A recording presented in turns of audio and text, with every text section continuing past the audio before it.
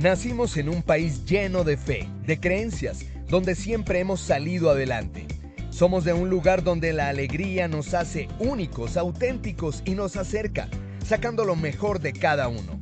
Porque estamos unidos y como familia nos sobreponemos a lo que sea.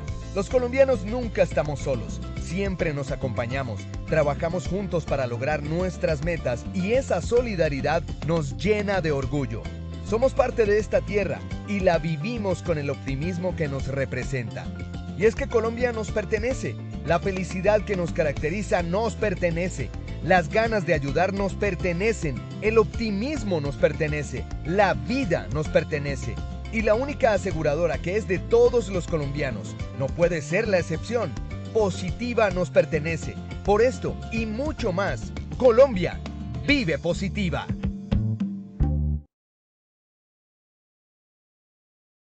Muy buenos días para todos nuestros participantes. Reciban un cordial saludo desde Positiva Compañía de Seguros S.A. Soy Wilmer Carrasquilla y les doy la bienvenida a nuestro Plan Nacional Multimodal de Educación en Seguridad y Salud en el Trabajo, enseñanza y aprendizaje influyente para el futuro de la prevención. Sean bienvenidos a nuestro evento web de la Comunidad Nacional de Conocimiento en Gestión del Riesgo de Emergencias y Desastres. El día de hoy estaremos con nuestra acción educativa titulada ¿Qué es la identificación de amenazas y el análisis de vulnerabilidades? Para iniciar nuestro evento web, quiero darle una muy especial bienvenida a nuestro experto de la comunidad, el doctor Santiago Aristizábal Molina. Él es administrador de empresas, especialista en gerencia de salud ocupacional. Doctor Aristizábal, muy buenos días y bienvenido. Hola Wilmer, muy buenos días. Gracias por la invitación nuevamente. Muy contento de volver a compartir con ustedes este gran espacio. Espero que el día de hoy tengamos una posibilidad de seguir aprendiendo un poco más. Como bien lo dice acá Positiva, la idea de ser una continua educación y realmente cada vez que nosotros abordamos más estos temas y cada vez que estudiamos más estos temas nos damos cuenta que cada vez sabemos menos. Entonces, vamos a continuar educándonos, vamos a continuar investigando, vamos a continuar aprendiendo cosas. Y bueno, les damos la bienvenida. Muchas gracias. Gracias a todos los participantes por estar conectados. Y vamos a iniciar con una evaluación previa. Wilmer, si quieren, podemos poner la evaluación. Muchas gracias. Claro que sí, doctor Aristizábal. Vamos a empezar con nuestro sondeo inicial, como es de costumbre para todos nuestros participantes que han estado conectados con nosotros. Les recuerdo, el sondeo lo hacemos al inicio y al final de nuestra acción educativa. La intención del sondeo inicial es saber con qué conocimientos llegan nuestros participantes y el sondeo final saber con qué conocimientos se retiran de esta acción educativa. Vamos a empezar entonces con nuestra primera pregunta de este sondeo inicial. Nuestra primera pregunta nos dice, las amenazas se pueden clasificar en A, naturales o antrópicas, B, tecnológicas y sanitarias, C, eléctricas y locativas. Vamos a darle 15 segundos a nuestros participantes para que puedan responder nuestra primera pregunta del sondeo inicial. Les recuerdo para los que no han de pronto asistido a algún evento de nosotros, desde su dispositivo móvil o en su computador les aparecerán estas tres opciones de respuesta. Ustedes deben elegir la que consideren es la correcta. Muchísimas gracias a todos por participar de nuestra primera pregunta. Vamos a ver los resultados.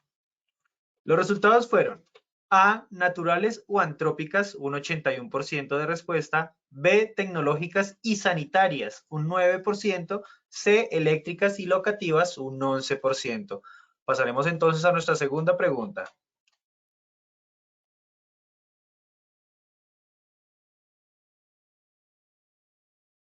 Nuestra segunda pregunta nos dice, una fuente de información para identificar amenazas es A, la matriz de peligros, B, el plan de emergencias de una empresa del sector, C, estudios detallados del municipio. Vamos a darle igualmente 15 segundos para que todos ustedes, nuestros participantes, puedan responder esta segunda pregunta. De igual manera, si no saben la respuesta, no hay ningún problema. Participen, que aquí vinimos a aprender con nuestro experto el día de hoy.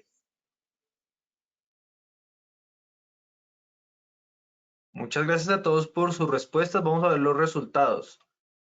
Los resultados son A, la matriz de peligros, un 74% de respuesta. B, el plan de emergencias de una empresa del sector, un 20%. C, estudios detallados del municipio, un 6%. Pasaremos entonces a nuestra tercera y última pregunta de este sondeo inicial.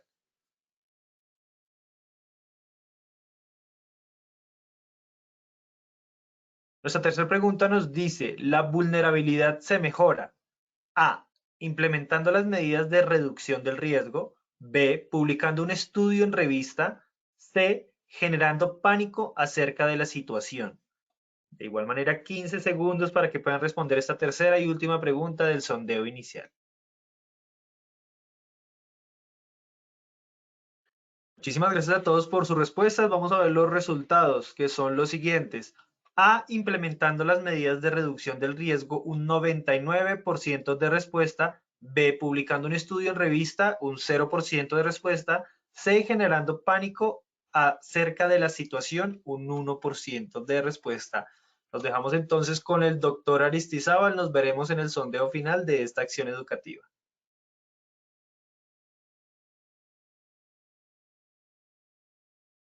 Listo, Wilmer, muchísimas gracias por el sondeo. Muy interesante las respuestas y vamos a empezar a resolverlas durante el curso de la conferencia.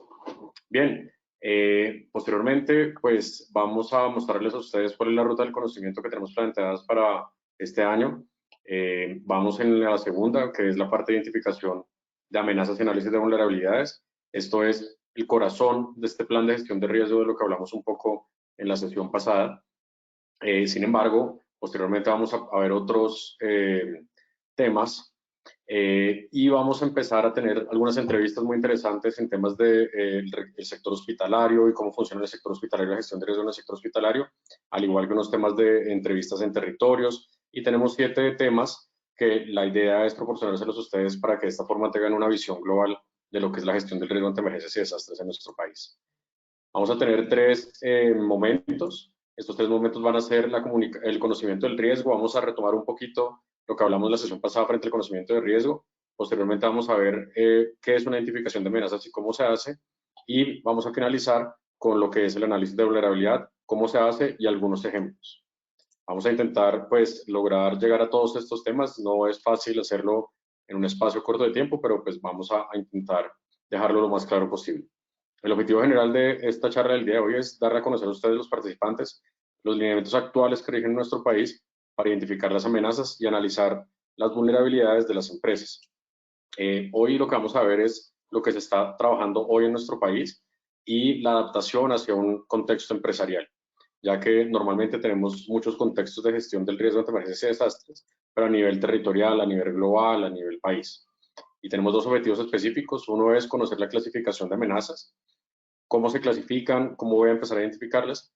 Y el objetivo número 2 es conocer las metodologías para hacer análisis de vulnerabilidad o algunas de las metodologías. Vamos a ver a lo largo de la conferencia pues que pueden ser muchas, pero vamos a tener un barrido por algunas que son las más usadas. Vamos a retomar nuevamente con el marco normativo que tenemos nosotros en nuestro país y en el mundo. Es muy importante volver a retomar porque nosotros tenemos un marco de acción global. Nosotros somos un país firmante de las Naciones Unidas y como país firmante nos comprometimos a tomar medidas para la reducción del riesgo.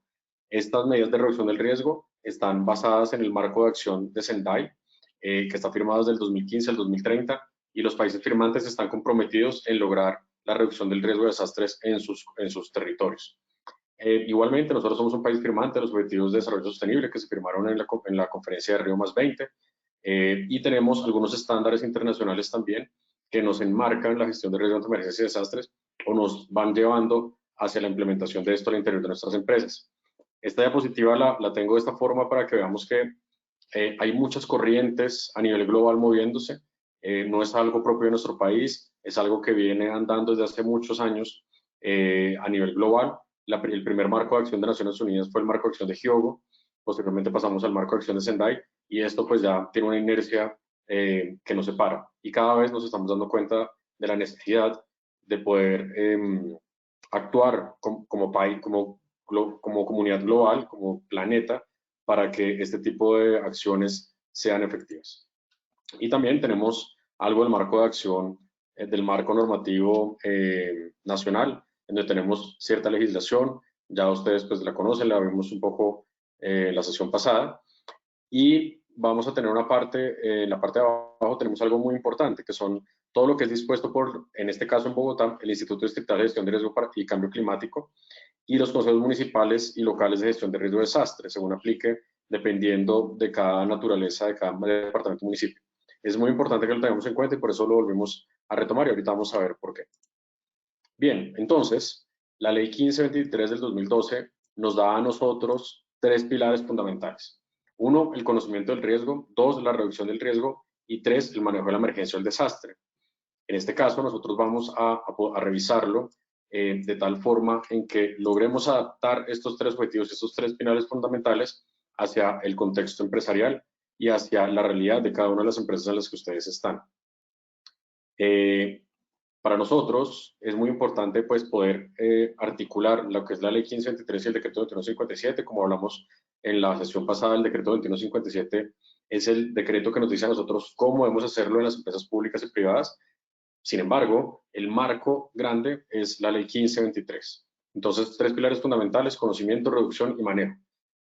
Basado en esos 3 pilares, vamos a desarrollar todo nuestro plan de gestión de riesgo y, en este caso, la identificación de amenazas.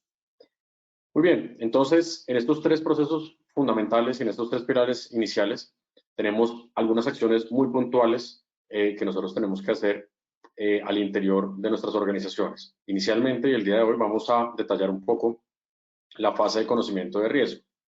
Voy a ver si puedo hacer esto.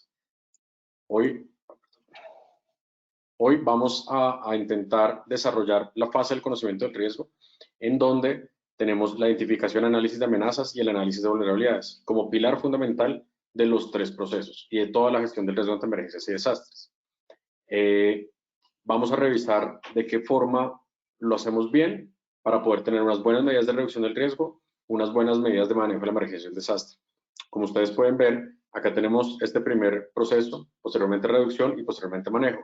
Actualmente hemos venido cambiando un poco la forma de implementar y de crear estos planes de gestión del riesgo dentro de las empresas, y ya no nos enfocamos solamente en el manejo de la emergencia y el desastre, solamente en la respuesta, ya que tenemos otros 2 pilares muy importantes para desarrollar al interior de las organizaciones. Entonces, ya estamos cambiando un poco y no nos enfocamos solamente en el manejo o en la respuesta para emergencia y desastres, sino tenemos un montón de trabajo para hacer en la fase de conocimiento, en la fase de reducción. En la fase de conocimiento del riesgo vamos a ver hoy la primera parte, que es la identificación de escenarios de riesgo, el análisis y evaluación de riesgo, el monitoreo y seguimiento de sus componentes y la comunicación del riesgo. Esto es lo que nos pide la Ley 1523 que hagamos durante la fase de conocimiento del riesgo. Y hoy vamos a empezar a ver un poco lo que es una amenaza. La Ley 1523 del 2012 nos da esta definición, donde dice que la amenaza, como un peligro latente de que un evento físico de origen natural o causado o inducido por la acción humana de manera accidental se presente con una severidad suficiente para causar pérdida de vidas, lesiones u otros impactos en la salud, así como también daños y pérdidas en los bienes, la infraestructura, los medios de sustento, la prestación de servicios y los recursos ambientales. Esta definición pues está tomada literalmente de la Ley 1523 y nos define de esta forma la amenaza.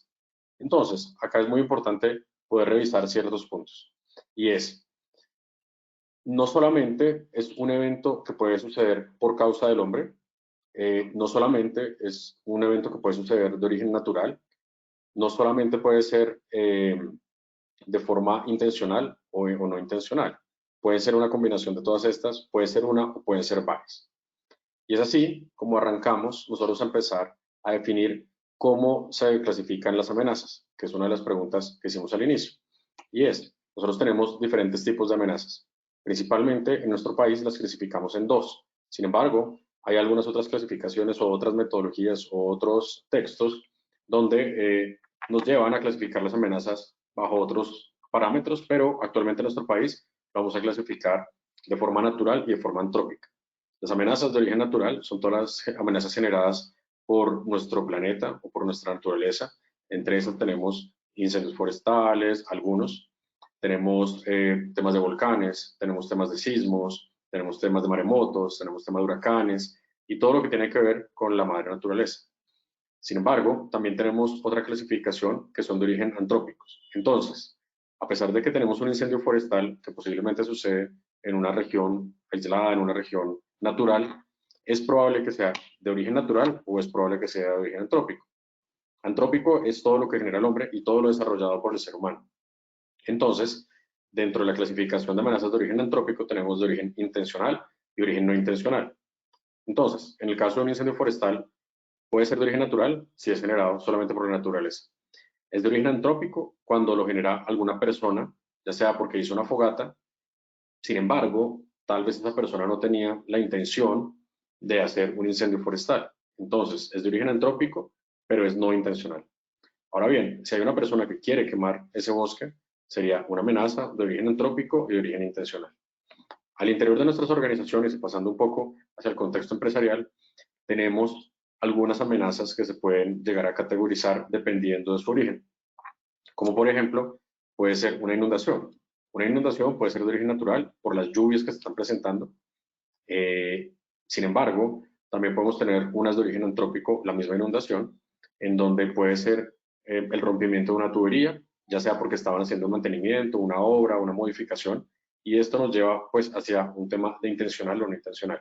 Si esta persona que estaba haciendo este mantenimiento, esta obra, rompe un tubo, pues puede ser de origen intencional o no intencional, eso todavía no lo sabemos. Entonces, esto lo conversamos un poco porque es muy importante entender que a pesar de que se llame inundación, dependiendo de su origen, vamos a clasificarlo de una forma diferente y vamos a analizar su vulnerabilidad también de una forma diferente. Entonces, si tengo una inundación, yo puedo tener una inundación, ya sea de origen natural, por el crecimiento de los ríos, por las lluvias que se están generando, o porque está cayendo mucha lluvia en mi instalación, en mi empresa, colapsan las bajantes de aguas lluvias y por consiguiente tengo una inundación dentro de mi bodega o dentro de mi instalación. Sin embargo, si tengo un rompimiento de un tubo, tengo también una inundación, pero generada por un rompimiento de un tubo, es decir, ya es antrópica. Y la forma de empezar a reducir esa probabilidad de ocurrencia de esta amenaza, pues es diferente dependiendo de la clasificación que yo le haga. Entonces, ¿dónde nosotros podemos adquirir información frente a estos temas? Entonces, tenemos acá algo muy importante y es toda la información que nosotros podemos llegar a tener de la página de la Unidad Nacional para Gestión del Riesgo. En la página de la Unidad Nacional para la Gestión del Riesgo, nosotros podemos llegar a tener mucha información en donde podemos revisar muchas cosas. Entre estas, información de lo que está sucediendo actualmente en nuestro país, cuáles son las emergencias o desastres que están generándose en nuestro país, con algunos mapas también, y nosotros podríamos llegar a ubicar en dónde está ubicada nuestra infraestructura para nosotros poder empezar a clasificar de qué forma está afectando o no esta infraestructura las amenazas que se están generando actualmente. Entonces tenemos varios servicios. Dentro de estos tenemos un servicio muy interesante que es de asistencia técnica en gestión de riesgo de desastres. La Unidad Nacional como entidad nacional nos presta este tipo de apoyo. También presta material bibliográfico también. Hay mucha documentación de gestión de riesgo de desastres. Vamos a empezar a tener información anterior de lo que sucede o ha sucedido en nuestro país. Y de esta forma nosotros logramos poder tener mucha información que va a funcionar muy bien para todo el análisis que nosotros vamos a hacer y esta identificación de amenazas que nosotros tenemos que hacer. Adicionalmente, también tenemos algunas otras fuentes de consulta. Por ejemplo, traigo el caso de Bogotá. En la página del IDIGER, el Instituto Distrital de Gestión de Riesgo y Cambio Climático, tenemos una fuente de información supremamente valiosa que se llama el STIRE. En este sistema de información de Bogotá tenemos mucha información en donde podemos tener la clasificación de los riesgos que le han generado a Bogotá o que se han hecho en los estudios en Bogotá. Como ustedes pueden ver, nosotros tenemos unos temas de aglomeraciones, tenemos emergencias que se presentan, tenemos también incendios forestales, tenemos estudios de inundación, tenemos estudios de remoción en masa, tenemos estudios de riesgo tecnológico. Y esto nos va a permitir que nosotros logremos identificar cuáles son las amenazas a las que está expuesta nuestra empresa, nuestra organización o nuestras instalaciones, dependiendo de ciertos mapas. Entonces, una primera forma de identificar amenazas es buscando información secundaria. ¿Y esta información secundaria cuál es? La información secundaria es, uno, la parte histórica de lo que yo pueda recuperar de las personas que habitan ya sea en este territorio o que han estado en esta empresa, en este mismo territorio durante X cantidad de tiempo. Por otro lado, otra información secundaria es todo lo que yo pueda recuperar de este tipo de bibliotecas digitales. historia que haya sucedido en mi localidad, en mi comunidad, en mi municipio, y de ahí para allá yo empezar a investigar un poco más qué fue lo que sucedió y cómo sucedió. Nosotros, dentro de esta página que les estoy mostrando del IGER, tenemos información supremamente valiosa, ya que históricamente ellos han incluido recortes de prensa, los pantallazos de la prensa que salía en ese momento, en 1920, inclusive hay unos pantallazos de reportes de prensa en donde generan la información de que en ese momento hubo un sismo en Bogotá y generó tanta afectación.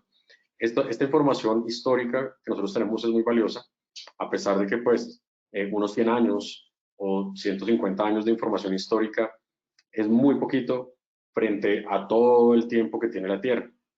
Entonces, la información que nosotros tenemos en este momento en nuestro país puede ser de 100, 150 años o menos. Estos 100 años en el tiempo o en la edad que tiene nuestro planeta, pues es un microsegundo. Pero bueno, lo tenemos.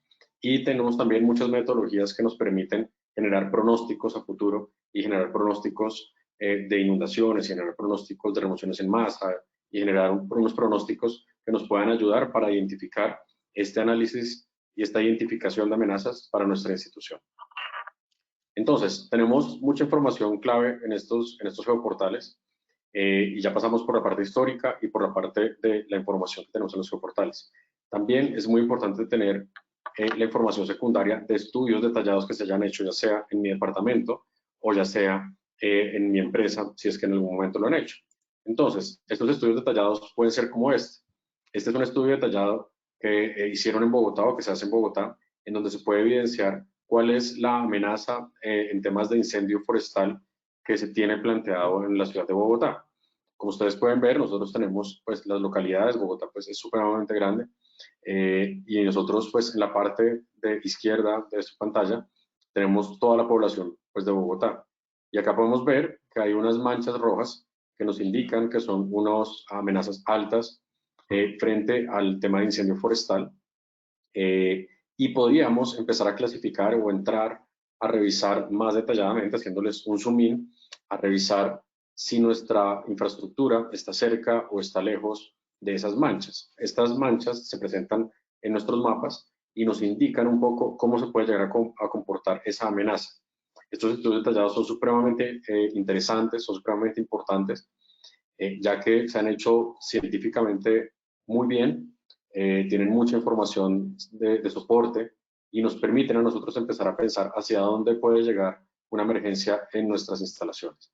Entonces, tenemos este tipo de mapas y en este tipo de mapas pues podemos ver que en la parte central pues no hay mucho, está pues en gris, pero si nuestra infraestructura se acerca hacia la parte alta de las montañas, o sea, la parte oriental de Bogotá, pues podemos llegar a tener estamos expuestos a las amenazas de incendio forestal en unas manchas rojas. Sin embargo, también tenemos hacia la parte de izquierda de Suba, tenemos también unas manchas de amenaza baja y ahí también se puede llegar a presentar. Entonces, no solamente por estar cerca o lejos de determinado sector o punto estratégico, nos va a dar la exposición o no a la amenaza. Por eso es tan importante tener estos mapas y tener estos estudios detallados que nos van a permitir indagar mucho más. Y hay muchos geoportales que nos van a permitir ahondar mucho más, hacer una minería de datos en donde podamos llegar a tener más información. Un portal muy importante también que se debe consultar frecuentemente es el portal del Instituto Geológico Colombiano. Es supremamente bueno y ahí podemos tener un montón de información. También tenemos portales como en el del IDEAM, en donde tenemos cómo funcionan y qué datos se están recogiendo en las estaciones meteorológicas de nuestro país. Bien, posteriormente entonces pasamos a revisar nuevamente que la amenaza se clasifica en dos: natural, antrópica, intencional e intencional, y el corazón de nuestro análisis es esta identificación de amenazas. Si la identificación de amenazas no está bien hecha, nuestro análisis de vulnerabilidades frente a cada una de las amenazas no va a funcionar muy bien tampoco. Entonces, identifico la amenaza, ya sea de origen natural o de origen antrópico. Volvemos al tema de la inundación. Una inundación puede ser de origen natural, pero también de origen antrópico. Si es natural, nosotros vamos a revisar cuál va a ser nuestra vulnerabilidad frente a esa amenaza de origen natural, que en este caso sería una inundación. Es el tema de lluvias, estoy cerca o no cerca de un río, y vamos a verlo un poco más adelante. Sin embargo, si yo hago la clasificación de la inundación de origen antrópico, ya sea intencional o no intencional, también tengo que empezar a revisar mi vulnerabilidad basado en otros criterios. Y acá más adelante los vamos a ver. Entonces, si la identificación de amenaza no está bien hecha, todo mi estudio de ahí para adelante, la vulnerabilidad no va a funcionar muy bien. Y recuerden que en el tema de gestión de riesgo ante emergencias y desastres, el riesgo está dado por la combinación de estas dos variables, amenaza por vulnerabilidad.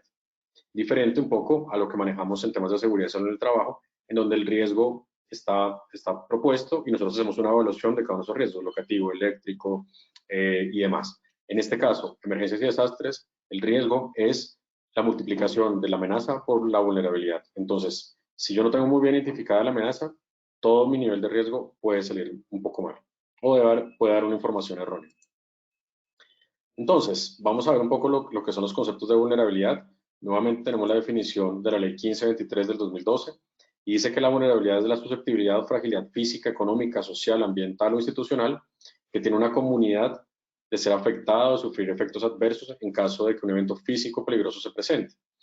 Corresponde a la predisposición a sufrir pérdidas o daños de los seres humanos y sus medios de subsistencia, así como la de sus sistemas físicos, sociales, económicos y de apoyo que puedan ser afectados por eventos físicos peligrosos. Entonces, aquí vamos a empezar a combinar también dentro de la vulnerabilidad los niveles de exposición frente a los daños que me puede llegar a generar la materialización o no de esta amenaza.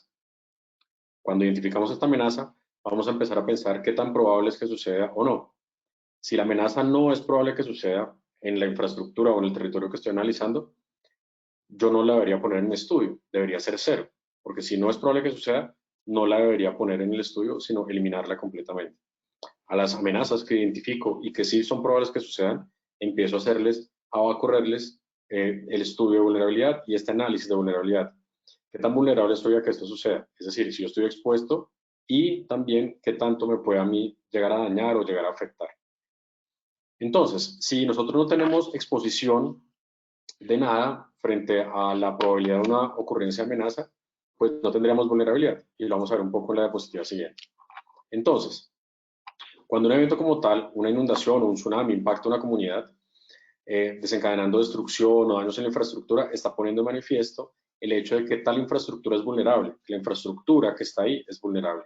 Es decir, que es propensa a ser dañada, destruida, al momento en que estos eventos se llegan a presentar. Esto es una imagen de Naciones Unidas en donde nos indica un poco cómo podemos llegar a hacer un análisis de vulnerabilidades.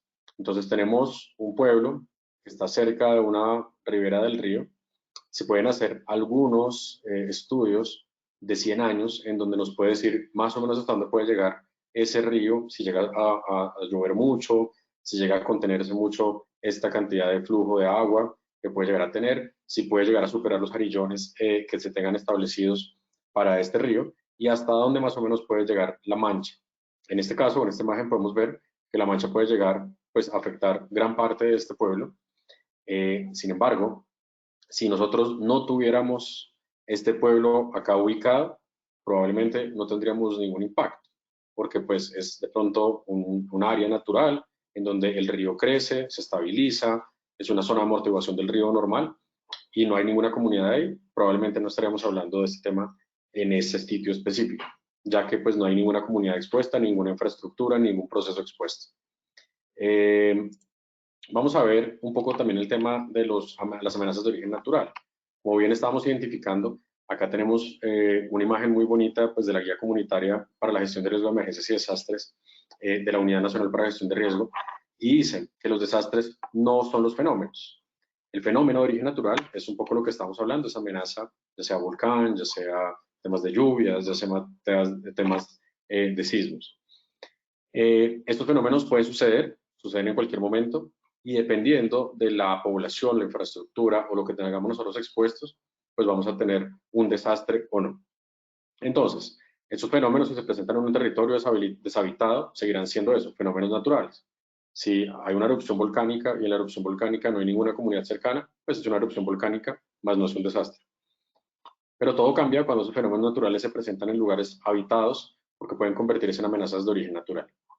No es lo mismo que llueva en una ciudad plana que en una ciudad construida en una zona montañosa. y tampoco es igual que un sismo se presente en un desierto totalmente deshabitada que en una ciudad de 8 millones de habitantes como puede ser Bogotá, con muchas edificaciones que pueden o no ser sismo resistentes. Entonces, todo aplica dependiendo de si tengo comunidad, procesos, infraestructura expuesta a la aparición de estos fenómenos de origen natural. Acá podemos ver una gráfica en donde vemos pues que el proceso de origen natural normal es toda la parte del volcán. Si el volcán estalla y no tenemos ninguna comunidad cercana, como lo vemos en el círculo azul, no hay ningún riesgo porque no hay ningún elemento expuesto. Pues es parte de la montaña, es parte de unos temas de bosques y demás, pero pues hay ningún riesgo a la comunidad. Sin embargo, si el flujo de lava baja a la parte inferior donde tenemos una población, una comunidad, tenemos una vulnerabilidad y tenemos un riesgo. Esta población que está ahí está expuesta a la vulnerabilidad o es vulnerable a que este fenómeno, que es un volcán, pueda llegar a afectarlos.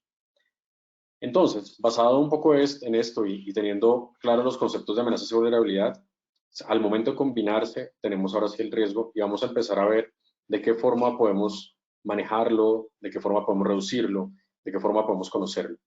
Por eso estábamos arrancando la fase de conocimiento del riesgo y por eso es tan importante. Como ustedes pueden ver, para lograr llegar a esta identificación de amenazas y de vulnerabilidades es un proceso supremamente largo.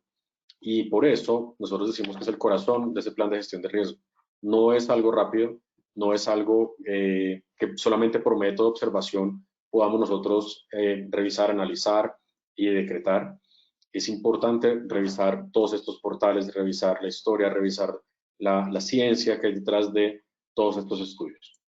Entonces, si nosotros tenemos esta fórmula, esa amenaza por vulnerabilidad es igual al riesgo, y tenemos una fórmula matemática y tenemos 4 por 2 es igual a 8, y quisiéramos que el riesgo disminuyera a 0 o que ese resultado tienda a ser 0, lo mejor que yo podría hacer en una fórmula matemática es convertir el 4 en 0. 0 multiplicado por cualquier número, pues me da 0. Entonces, yo debería empezar a pensar en cómo elimino la amenaza y cómo logro reducir esa amenaza a 0 o reducirla mucho. Ahora bien, si nosotros tenemos unas amenazas de origen natural, probablemente va a ser muy difícil reducirla, porque nosotros no lo podemos controlar. Entonces, nosotros no podemos controlar una erupción volcánica, nosotros no podemos controlar un sismo, nosotros no podemos controlar un huracán, un vendaval, un tornado, no se puede controlar. Pero yo sí puedo estar monitoreando y saber cuándo llega a suceder. Entonces, si yo me retiro de la zona cuando el volcán está entrando en actividad y me retiro de la zona, se elimina y se vuelve cero. Si yo tengo una infraestructura que es crítica y que está expuesta a un tsunami, por ejemplo, en alguna de las costas del Pacífico de nuestro país, y está expuesta a un tsunami, la única forma que yo tengo para eliminar esa amenaza o esa exposición a la amenaza del tsunami es trasladando mi infraestructura desde un punto A hasta un punto B, en donde no llegue la mancha o probablemente no pudiera llegar la mancha del agua hasta ese punto. Entonces yo trasladaré a mi instalación. ¿Es una solución difícil? Sí, es una solución supremamente compleja, es una solución que no es fácil de tomar esa decisión.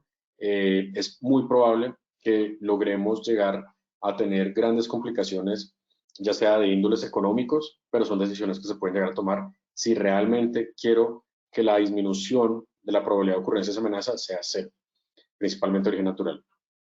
Si son las de origen antrópico, nosotros podemos tener varias soluciones. Entonces, si el tema de la inundación de origen antrópico por el tema de las tuberías y demás, que se hizo un rompimiento, ya sea no intencional, pues yo puedo llegar a corregirlo nuevamente y puedo llegar a corregir y a poner unos manuales, poder poner unos planos actualizados de las tuberías, eliminar que las personas hagan rompimientos cerca de los tubos de agua, marcarlos dentro de las paredes y bueno, un sinnúmero de acciones que se pueden llegar a generar.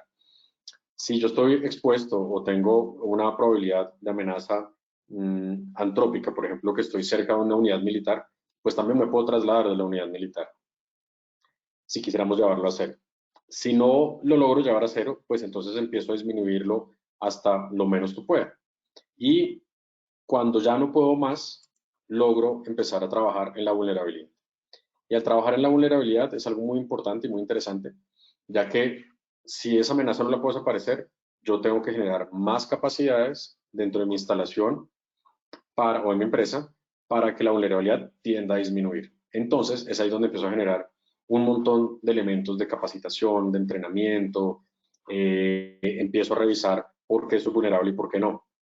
Si tenemos un tema de incendio estructural y me salió que la vulnerabilidad es alta, es probable que sea que los extintores están descargados.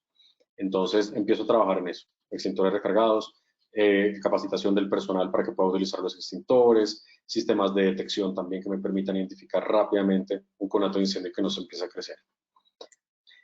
Entonces, para poder evaluar las vulnerabilidades específicas, tenemos aquí algunos ejemplos de lo que nosotros utilizamos. Y, por ejemplo, para evaluar las amenazas frente a incendios, las vulnerabilidades frente a incendios forestales, empezamos a tener varias preguntas. Y esas preguntas las podemos clasificar y empezamos a revisar qué recomendaciones se pueden llegar a tener para poder disminuir la vulnerabilidad ampliando capacidades. Entonces, es muy importante que las vulnerabilidades se evalúen frente a cada una de las amenazas. Y ahorita lo vamos a ver en un cuadro de resumen. Entonces tenemos varios ítems o varias preguntas frente a cada una de las amenazas que se detectaron. Entonces, por ejemplo, en incendio forestal tenemos N cantidad de preguntas.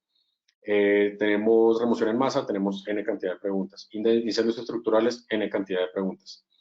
Y no solamente una vulnerabilidad general de toda la organización, que eso es un poco lo que se ha venido trabajando en nuestro país hasta hace un tiempo, en donde se hace una revisión de vulnerabilidad solamente general. Entonces, para nosotros poder revisar las amenazas y las vulnerabilidades y combinarlas, tenemos que utilizar varias metodologías o podemos utilizar alguna de las metodologías. Acá tenemos una metodología que es simplemente visual, observación, empezar a medir, revisar nosotros que tenemos al interior de nuestra empresa. Acá tenemos otras metodologías en donde tenemos un estándar ideal en la parte izquierda y ese estándar ideal normalmente puede ser un estándar internacional o puede ser un estándar nacional en donde tengamos alguna normatividad que nos da exactamente qué es lo que nosotros tenemos que tener. Un ejemplo de esto puede ser el índice de seguridad hospitalaria y todo el tema hospitalario en donde hay un estándar que nos pide para las clínicas hospitales. Nos medimos frente a ese estándar con la aplicación del diagnóstico. Posteriormente empezamos a revisar cuáles son las oportunidades de mejora, cuál es la participación, una priorización participativa por dónde arrancamos, una planeación estratégica de cómo lo debemos hacer, apoyamos la implementación, hacemos una verificación, una acción y probablemente de esta forma logramos llegar a un estándar ideal. Otras metodologías que nosotros encontramos frecuentemente son las metodologías para los temas de riesgo en temas territoriales, en donde en un territorio podemos ver las manchas de las amenazas, alta, media, baja, o amenazas de inundación, remoción en masa, incendios forestales, y las manchas hasta dónde pueden llegar. Normalmente esto se hace en los esquemas de ordenamiento territorial o planes de ordenamiento territorial de los municipios.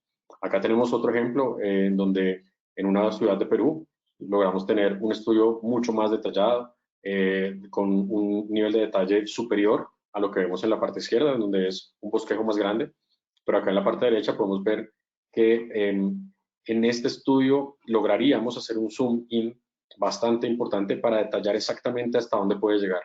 Y esto nos puede servir a nosotros para poder identificar si dentro de nuestras instalaciones o nuestras instalaciones van a ser afectadas, en este caso con una inundación. En nuestro país se han tomado decisiones de ese tipo, ya sea de origen en temas territoriales o en temas empresariales. Con algunas de las empresas que nosotros trabajamos, identificaron que estaban cerca de 2 ríos y las personas que estaban trabajando en esa sucursal bancaria tenían algunas inquietudes frente a si alguno de esos 2 ríos podría llegar a afectarlos o no, cómo poder evacuar de esa zona si los 2 ríos superaban su nivel. Se hicieron varios estudios, se hicieron unos estudios detallados frente a las manchas de los ríos hasta dónde podría llegar esta inundación y se identificó que efectivamente sí podían llegar a afectar la infraestructura. Entonces, la presidencia de esta compañía decidió cambiar esta sucursal de un punto A a un punto B, en la misma ciudad, pero en un punto en donde la mancha no lograra llegar. Estos estudios son muy importantes porque solamente por observación no se hubiera podido definir si sí o si no, y el estudio técnico detallado nos va a permitir tomar decisiones de calibres muy altos, económicamente también que generan mucha inversión, pero basados y soportados en un estudio técnico bien hecho. Entonces nos permite tomar decisiones de forma más fácil. Y acá tenemos también otra metodología, que es una metodología muy interesante que nosotros manejamos actualmente. Y en esta metodología nosotros logramos identificar las amenazas bien identificadas, como ya lo hemos mencionado anteriormente. Evaluamos la probabilidad de ocurrencia, qué tan probable o no es que ocurra, y para poder evaluar la probabilidad de ocurrencia debemos investigar muy bien.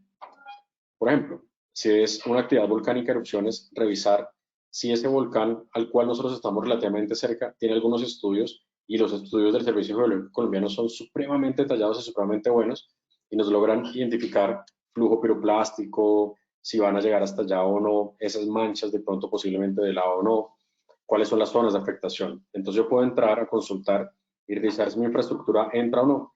Es muy probable que nos demos cuenta que sí nos afecta y pensábamos que estábamos muy lejos de esa zona volcánica y que a nosotros nos iba a afectar, pero basado en nuestros estudios lo podemos identificar. Entonces, la probabilidad de ocurrencia la clasificamos, pero también vamos a identificar cuál es el impacto potencial frente a las personas, la infraestructura, los bienes y la prestación del servicio de nuestra empresa si esta amenaza se llega a materializar o si llega a suceder. Y acá tenemos también un sinnúmero de preguntas y de encuestas y de conversaciones con las personas de las empresas y de información secundaria también que nos va a permitir poner algún tipo de escala numérica para poder evaluar. Posteriormente, entramos a la evaluación de la vulnerabilidad. Y como les venía diciendo, tenemos una vulnerabilidad general de la organización como empresa frente a la gestión de riesgos de emergencias y desastres, pero lo más importante es poder tener esta evaluación de la vulnerabilidad específica frente a cada una de las amenazas. Si nosotros no tenemos esta evaluación de la vulnerabilidad específica frente a cada una de las amenazas, lo más probable es que ustedes como tomadores de decisiones no vayan a poder hacer una gestión visible, demostrable, que les permita a ustedes pasar de un punto A a un punto B. Acá nosotros tenemos una clasificación total de todas las amenazas y al final se clasifica el riesgo para priorizar y monitorear, para empezar a priorizar por dónde yo debo arrancar. Entonces vamos a tener una escala de colores, o puede ser simplemente con la escala numérica que nosotros tenemos acá, en donde en este caso, en este estudio, la parte de incendio forestal está más relevante que todas las demás. En ocasiones, cuando las empresas después de revisar estos estudios se dan cuenta que pensaban que tenían un nivel de riesgo hacia otra amenaza mucho mayor, por ejemplo inundación, pensaban que eso era lo más impactante que les podía llegar a generar su empresa, y después de un buen estudio se dan cuenta que no, que también hay otras amenazas que los pueden llegar a impactar mucho más. Entonces, la clasificación del riesgo nuevamente está dada por la combinación de amenaza, por vulnerabilidad, y eso nos genera el nivel de riesgo para nosotros empezar a gestionar y empezar a monitorear. De tal forma que lo más importante es implementar las medidas de reducción del riesgo para que podamos hacer que estos niveles o que estos valores que se están presentando ahí tiendan a disminuir un poco. Entonces, ustedes como tomadores de decisiones y como gestores y gerentes de estos temas, de gestión de riesgos, emergencias y desastres, de seguridad y salud en el trabajo, vamos a empezar a identificar, bueno, ¿yo qué puedo hacer para poder disminuir ese riesgo frente a incendio forestal? Entonces, reviso en dónde fue que me dio más, si en la parte de amenaza o en la parte de vulnerabilidad. ¿Cuál de los dos pesa más? ¿Soy muy vulnerable o es que la exposición a esta amenaza es supremamente alta? Empiezo a revisar cuál de los dos. Si es una vulnerabilidad específica, bueno, muy bien, yo puedo empezar a trabajarle en esa vulnerabilidad. Puedo empezar a generar capacitaciones, puedo tener sistemas de detección, puedo monitorear un poco más el bosque o la zona boscosa en donde yo me encuentro y empezar a monitorear cuándo puede llegar a suceder, puedo hacer planes de ayuda mutua y demás. También, adicionalmente, yo puedo empezar a generar unas medidas de reducción del riesgo frente a otros temas, como por ejemplo temas de tormentas eléctricas también. No tenemos pararrayos, no, estamos en una zona alta, nuestro edificio, nuestra infraestructura no cumple con ciertos temas. Por ejemplo, para el tema de sismo, si nosotros no tenemos, estamos en una infraestructura en donde no tiene norma sismo resistencia o no está construida bajo norma sismo resistencia, pues nos puede llegar a generar cierta inquietud. No significa que se vaya a caer, porque tenemos infraestructura, por ejemplo en Bogotá, que está construida desde hace mucho, mucho tiempo. En el centro de Bogotá hay casas de 200, 300 años y no se han caído a lo largo de todos los terremotos que se han presentado. Pero ya como tenemos infraestructuras tan altas, edificios tan altos, pues se generó la NSR-10, en donde nos va a indicar de qué forma construir para que sea sismo resistente, no antisísmica, sino sismo resistente. Entonces puedo empezar a revisar ese tipo de vulnerabilidades frente a cada una de las amenazas para poder empezar a trabajarlas y ustedes puedan lograr demostrar gestión frente a cada una de estas. Muy bien, entonces vamos a continuar con la segunda evaluación. Wilmer, si me puede permitir generar la segunda evaluación, por favor. Gracias. Claro que sí, doctor Aristizábal, muchísimas gracias por tu intervención. Vamos a pasar entonces a nuestro sondeo final de esta acción educativa. Pasamos entonces a nuestra primera pregunta.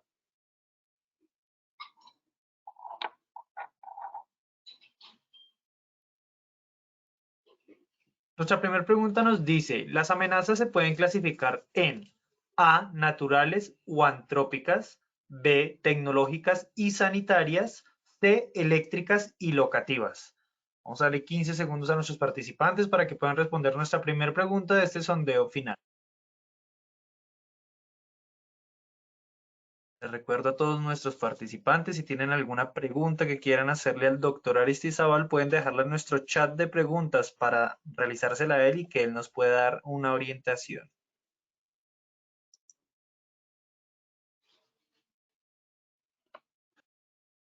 Muchísimas gracias a todos por sus respuestas. Vamos a ver los resultados de nuestra primera pregunta.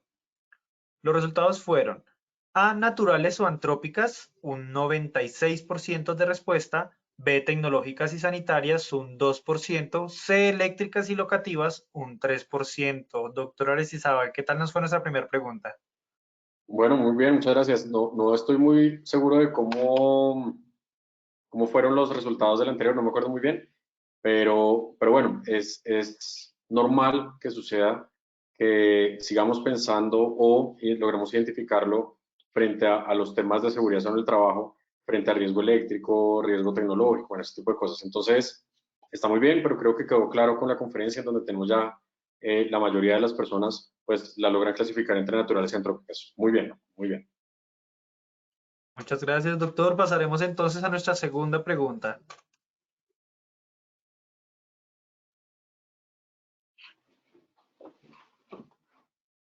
Nuestra segunda pregunta nos dice, una fuente de información para identificar amenazas es A, la matriz de peligros, B, el plan de emergencias de una empresa del sector, C, estudios detallados del municipio. Daremos 15 segundos a nuestros participantes para que puedan responder esta segunda pregunta.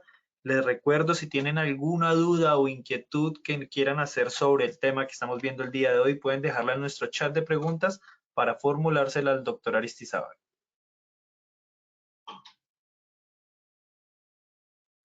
Muchísimas gracias a todos por sus respuestas. Vamos a ver los resultados, que son los siguientes. A, la matriz de peligros, un 60% de respuesta. B, el plan de emergencias de una empresa del sector, el 13% de respuesta. C, estudios detallados del municipio, un 27%. Doctor Aristizábal, ¿qué tal nos fue nuestra segunda pregunta? Bueno, Wilmer, pues muy bien. Eso era parte de lo que queríamos empezar a identificar con la conferencia. Como pueden ver, pues la matriz de peligros pesa mucho también. Las personas que manejamos estos temas de seguridad en el trabajo, pues nos basamos mucho en la matriz de peligros para generar todos nuestros planes de acción del sistema de gestión de seguridad en el trabajo. Sin embargo, en los temas de gestión de riesgos de emergencias y desastres, normalmente no encontramos mucha información en la matriz de peligros para lograr identificar las amenazas. Entonces, qué interesante que haya salido esto, porque esto nos lleva a pensar en que es muy importante que la matriz de peligros se comunique y se hable el mismo idioma con el análisis de amenazas y vulnerabilidades que nosotros hagamos, con la identificación de amenazas y análisis de vulnerabilidad, pero normalmente encontramos que no. Normalmente encontramos que cuando hacemos el estudio de identificación de amenazas y análisis de vulnerabilidades, por ejemplo, nos sale muy alto el tema de incendio forestal, pero en la matriz de peligros no aparece por ningún lado. O sale mucho el tema de inundación en el tema de gestión de riesgos de emergencias y desastres, pero en la matriz de peligros no las encontramos. Entonces, nuestra fuente de información principal no es la matriz de peligros, sino los estudios detallados del municipio, del sector donde nosotros estamos, ya que nos dan estudios totalmente actualizados y mucho más detallados de lo que puede llegar a suceder. Sin embargo, lo que queremos que les quede a ustedes como participantes es que logren hacer que las dos cosas se comuniquen o que los dos estudios hablen el mismo idioma. Si yo en la matriz de peligros digo que el tema de incendio es supremamente alto, en el estudio que se haga identificación de amenazas y vulnerabilidades debería aparecer también, pero normalmente eso no se encuentra. Pero bueno, es parte de lo que seguimos intentando aprender, investigando y resolviendo. Claro que sí, doctora Aristizábal, muchísimas gracias por la retroalimentación. Pasaremos entonces a nuestra tercera y última pregunta de este sondeo final. Nuestra tercera pregunta nos dice, ¿la vulnerabilidad se mejora? A, implementando las medidas de reducción del riesgo. B, publicando un estudio en revista. C, generando pánico acerca de la situación. Vamos a darle igualmente 15 segundos a nuestros participantes para que puedan responder esa tercera y última pregunta del sondeo final. Muchísimas gracias a todos por participar de nuestro sondeo final de esta acción educativa. Vamos a ver los resultados de la tercera y última pregunta. Los resultados fueron A, implementando las medidas de reducción del riesgo, un 100% de respuesta. B, publicando un estudio en revista, un 0%. C, generando pánico acerca de la situación, un 0%. Doctora Aristizábal, totalmente de acuerdo todos en la A. Bueno, qué maravilla, muy bien. Qué bueno porque esto ha cambiado mucho a lo largo del tiempo. Ya nosotros llevamos más de 18 años en este tema e inicialmente se generaba pánico y en las organizaciones o algunas personas de las empresas pensaban que generando pánico y dictando una capacitación súper tenebrosa y diciéndole a todo el mundo que iban a ser muy afectados y que se iban a morir y que iban a tener cierta afectación. Eso era lo que nos pedían en algún momento algunas personas de las empresas y esto ha venido cambiando a lo largo del tiempo y maravilloso. La generación de pánico es supremamente compleja, no ayuda para la gestión empresarial, para la gestión de riesgos ante emergencias y desastres. Entonces, bueno, qué bueno que ya todos estemos de acuerdo. Y el tema de la publicación en revistas es que en algún momento, en algunas de las empresas que nosotros hemos asesorado, nos decían, no, pero si esto ya lo publiqué en una conferencia, ya lo publiqué en una charla, ya esto debería funcionar. Entonces, no, pues no es necesario. Una sola acción no logra disminuir estos niveles de riesgo. Y qué bueno que ya nadie crea de los 445 participantes que estamos acá, que nadie considere que generar pánico es una buena acción. Qué bueno que esto suceda. Muchas gracias. Muchísimas gracias a ti, doctor. Tenemos una pregunta aquí de la señora Clara Inés Rocha.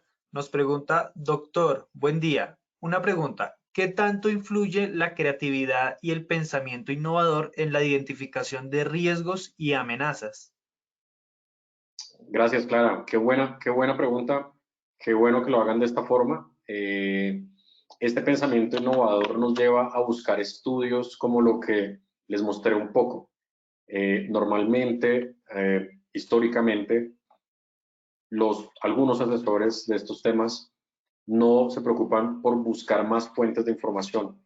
Cuando yo les hablo de información secundaria o fuentes de información secundaria, hay N, tantas que nosotros no conocemos. Ahorita en esta conferencia, pues por términos de tiempo, logré mostrar algunas, sin embargo no son las únicas. Y poder llevar una búsqueda de información innovadora nos puede llevar a hacer muchas cosas. Por ejemplo, cuando nosotros no tenemos, en algún municipio del país, que nos ha pasado, que nosotros no tenemos cómo buscar información secundaria, por ejemplo, a niveles de río, porque no hay estudios, porque no hay estaciones meteorológicas en ese municipio, por la razón que sea, empezamos a hacer encuestas, pero esas encuestas no pueden ser a 2 o 3 personas, entonces nos inventamos unas encuestas para la comunidad en general, para buscar fuentes de información histórica de esa comunidad. Entonces se generó inclusive una muy buena ayuda de la alcaldía en ese momento y terminamos generando un bazar de temas de gestión del riesgo y aprovechamos, hicimos la encuesta y logramos y conversamos con las personas y empezamos a encontrar que sí hay una persona encargada de monitorear el río, pero que lo hacía con una regla, con unas mediciones que tenía ubicadas dentro del río y que su forma de comunicarse era vía celular y ese era el sistema de alerta temprana del río.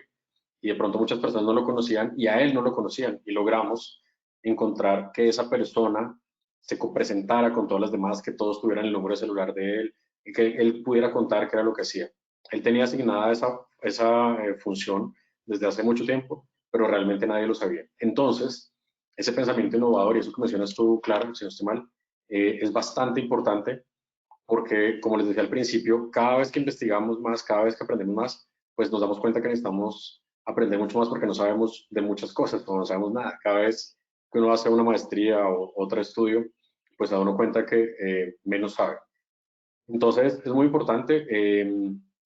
Uno puede empezar a investigar en otros países. Es muy importante empezar a ver en otros países qué están haciendo frente a estos temas, cómo lo hacen. Yo por eso intenté traer algunas imágenes de Perú, algunas imágenes de Chile, algunas imágenes de la Organización Mundial de la Salud, en donde pues hay mucha información. Entonces, esa forma de pensar, como tú lo mencionas, es clave, es clave, es clave, y sobre todo también al momento de proponer las medidas de reducción del riesgo. Muchas gracias, qué bueno, gracias, qué buena pregunta. Doctor, muchísimas gracias. Vamos a pasar entonces a nuestra última pregunta. Por cuestiones de tiempo, la hace la señora Sonia Lisset Sierra. Nos pregunta, ¿dónde puedo encontrar los lineamientos para realizar correctamente un plan de ayuda mutua? Bien, claro.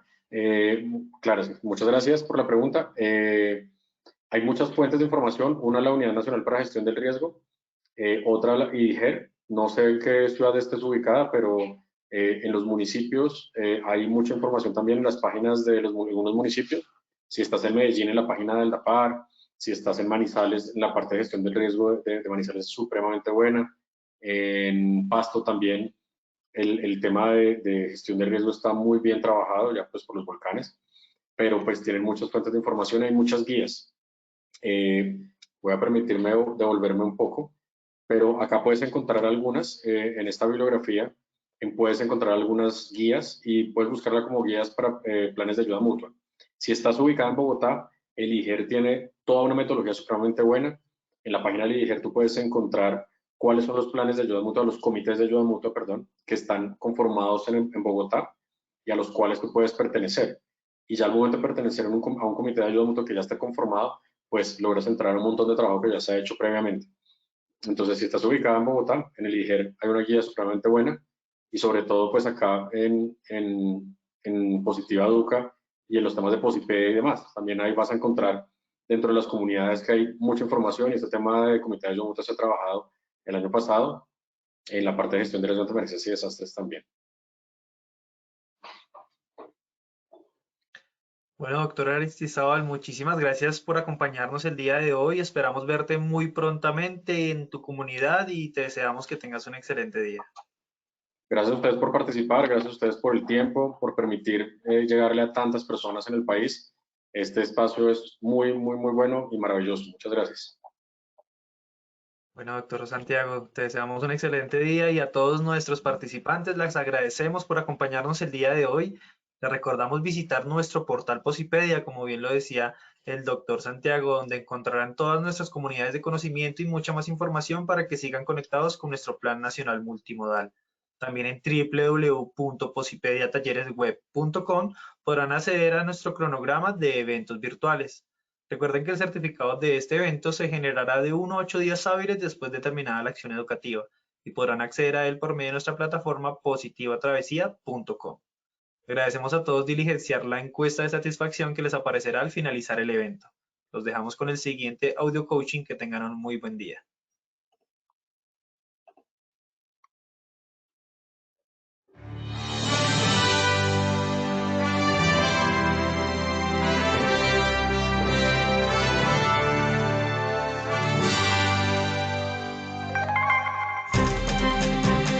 Bienvenidos.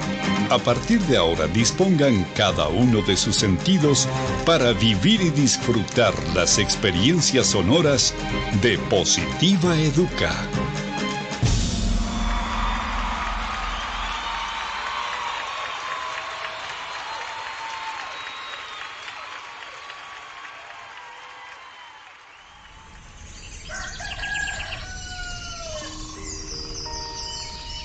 Llega un nuevo día. Abro mis ojos y la luz del sol me saluda alegre diciendo con todo el brillo de su voz que una nueva oportunidad ha comenzado para mí. Que todo lo que pasó ayer se quedó solo en el ayer. Que lo dicho y lo hecho nunca podrán repetirse de la misma manera. Por eso, De nada servirá que me desgaste pensando en si lo pude haber dicho mejor o hecho mejor. No hay nada más importante que lo que suceda hoy. Por eso, veo y veré cada día como el maravilloso regalo en el que la vida me entrega las llaves para abrir la puerta principal de una nueva opción, un nuevo intento, y debo afrontarlo con toda la esperanza puesta en todo lo que soy capaz de hacer, celebrando siempre el estar vivo y poder hacer parte de una familia llamada sociedad y de una casa llamada mundo. Todo lo que me sucede tiene un para qué, y ese será el detonante que hará que mi corazón explote de júbilo en cada momento de la vida, sin quejarme por nada de aquello que no salió o salga como yo espero. Y sabiendo de cada una de mis cualidades, dones y potencial como persona, me conjugaré en una sola fuerza para entregar la mejor versión de mí en lo que hago, haciéndolo de la mejor manera, porque no hay trabajo más productivo que el que se hace con alegría. Pensando en ello, mi primera herramienta será mi fuerza de voluntad, sabiendo que ella es el cimiento que hará que levante inmensos sueños. Porque si el trabajo me otorga pan y sustento para mi cuerpo, también es medicina para mi alma. Cuando escogí lleno de ilusión el trabajo que quería hacer y a lo que quería dedicarme en mi vida, también decidí hacer lo que más me gusta. Así comprendí que solo haciendo el trabajo que me gusta, celebraré la dicha de estar ocupado. Creo en mí y sé que soy capaz de alcanzar lo inalcanzable, siempre y cuando la firmeza de mis pasos me cuide de no pisotear a los demás. En ello tengo puesto cada uno de mis sentidos. Por eso mi compromiso será hacer y dar lo mejor, aun sabiendo que ese triunfo se complementa acatando todas las normas y reglamentos de mi lugar de trabajo, además de practicar copiosamente el autocuidado, la responsabilidad laboral, que son la esencia para mi buen desempeño y mi seguridad. Eso me hace comprender que trabajando con amor, la vida se hace positiva.